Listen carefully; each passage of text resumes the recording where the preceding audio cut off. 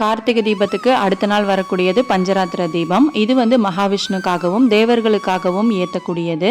நேற்று வந்து வெளியில் நிறைய விளக்கு ஏற்ற முடியலையே அப்படின்னு சொல்லி கொஞ்சம் கவலையாகவே இருந்தது. இன்றைக்கி பார்த்தீங்க அப்படின்னா நான் வந்து எக்ஸ்ட்ராவாக கொஞ்சம் திரியும் போட்டுட்டு நல்லா வந்து கொஞ்சம் ஸ்ட்ராங்காக தடியாக இருக்கிற மாதிரி வந்து ஏற்றி வச்சுட்டேன்.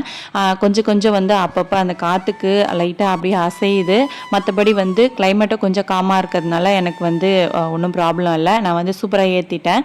இன்றைக்கி வந்து ரொம்ப ஹாப்பியாக இருக்கேன். நான் நேற்று வந்து கொஞ்சம் சேடாக இருந்தேன். ஏன்னா வெளியில் நிறைய விளக்கு ஏற்றி அழகு பார்க்கணும் அப்படின்னு நினச்சிட்டு இருந்தேன். கடைசியில் வந்து வாட்டர் லேம்ப் தான் ஏற்றிருந்தேன். இன்றைக்கி வந்து நான் நினச்ச மாதிரி எல்லாமே வந்து எண்ணெய் ஊற்றி திரி போட்டு தான் விளக்கு ஏற்றிருந்தேன். உள்ளேயுமே வந்து புத்தாக்கிட்டையும் அழகாக வந்து ஒவ்வொரு அந்த ஸ்டாண்ட்லேயும் ஏற்றி வச்சுருந்தேன். பார்க்குறதுக்கு ரொம்ப அழகாக இருந்துச்சு. வீடியோவில் நான் காட்டுறதை விட நேரில் பார்க்குறதுக்கு ரொம்ப சூப்பராக இருந்தது.